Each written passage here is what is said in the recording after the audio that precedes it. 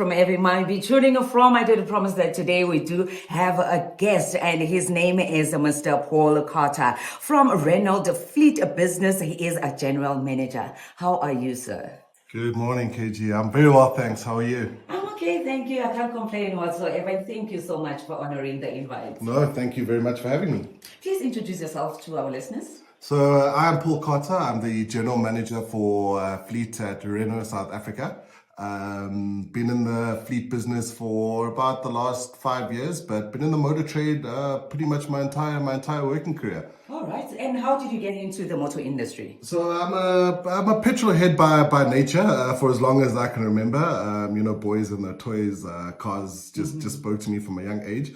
My father was in the motor industry actually, so they say that apple doesn't fall too far from the tree. I guess following in daddy's footsteps, and yeah, that's how I got into the industry. And how did you get into the fleet business? So I got into the fleet business. I first started off with Renault South Africa as a grad, part of the Imperial Group at the time, now the Motors Group.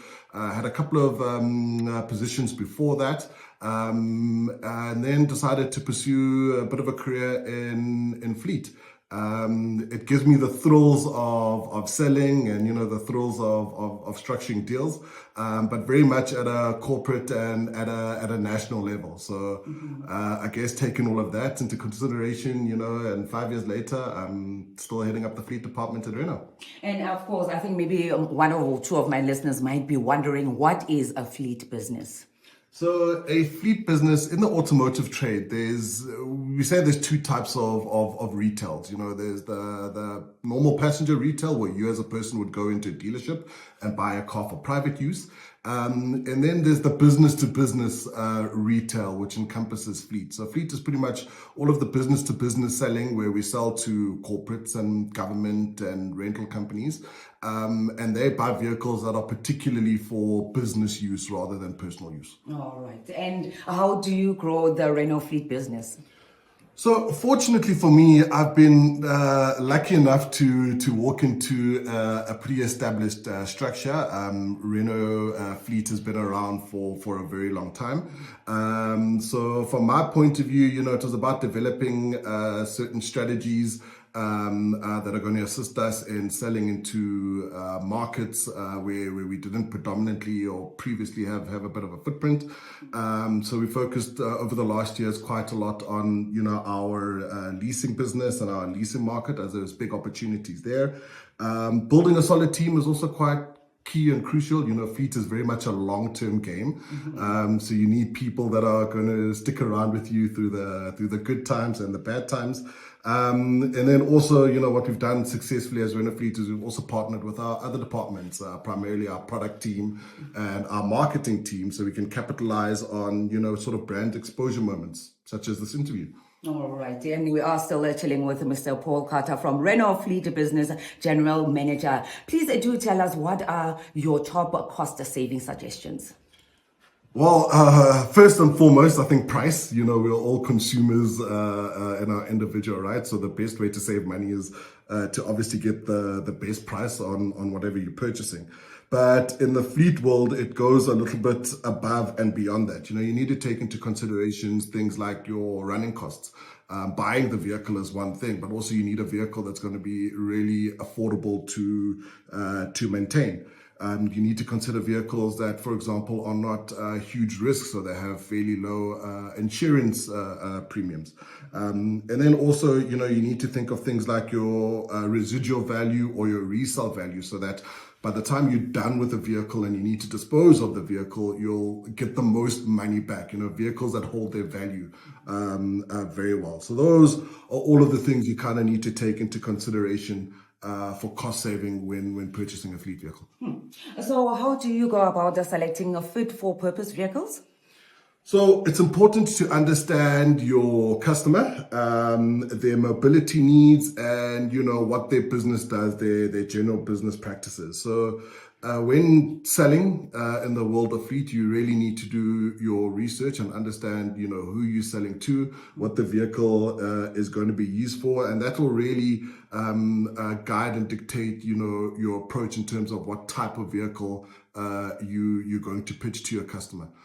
Case in point, if I'm selling to SAPs, there's absolutely no point in selling them a quid, because that vehicle is definitely not fit for purpose. So understanding your customer is really key and crucial. And I'm sure maybe there is one or two listeners who might be intrigued in even adapting into the fleet business. What is the key to run a successful fleet business? So, KG, this answer is a little bit twofold. From an OEM perspective, where I sit, number one, we want to sell as many cars as possible. That's what we do. That's why we're employed. So, at a vehicle OEM, selling as many cars as possible into the fleet market is very crucial for the success of your business. But as a fleet consumer, someone who's buying a vehicle for their business, you need to make sure that those vehicles are running effectively and efficiently all the time. Remember, a fleet vehicle is a tool of trade and it's an income generating asset. So that vehicle needs to be well maintained, efficient, running, and actually contributing to your business making money. And what is the purpose of a fleet vehicle business? So as I mentioned, they definitely, tools of trade. You need to make sure that the vehicles are moving, they're contributing to income generation. They're not costing you a lot of money in terms of maintenance and in terms of running costs. A similar concept to an airplane. When an airplane is on the ground, it's actually costing you money, but when an airplane is in the sky, it's making you money. So very much the same thing with your fleet vehicles. They need to constantly be contributing to the income of your business. Yeah, well, and how do fleet leasing companies work? Because, this is a key and quite a crucial question. Yeah, so leasing companies form a very important, let's call it, value chain in the fleet cycle. So what leasing companies do is, on behalf of corporates, they offer you, let's call them leasing or rental options.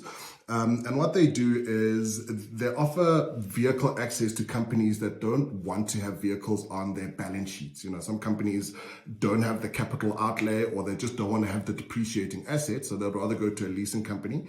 And a leasing company would then build relationships with various OEMs. They would source the vehicles for you, pitch the vehicles to you that are fit for purpose.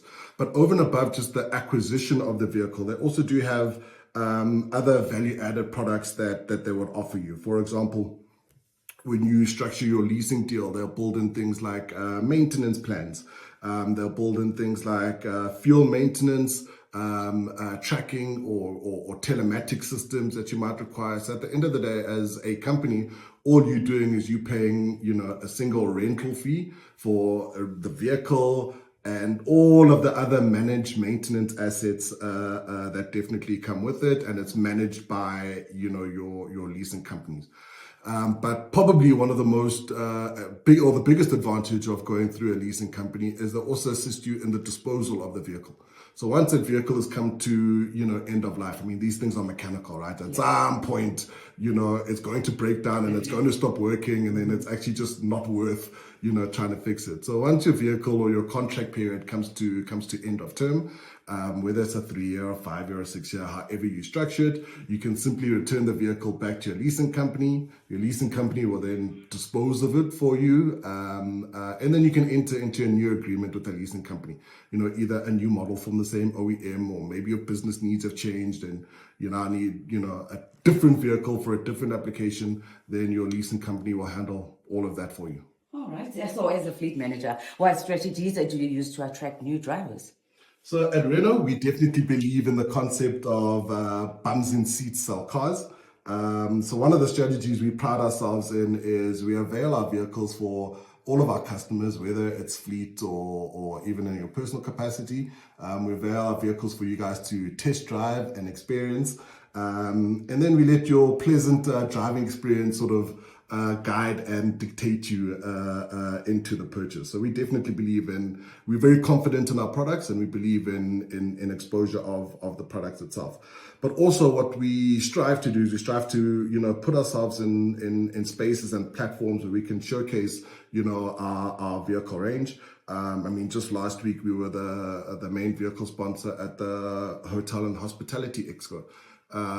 So stuff like that, where we try and, just be where the people are, and just expose the people to Renault brand and product. And mind you, I've been driving a Renault Megane Shake It since 2009. It's been one of my cars. And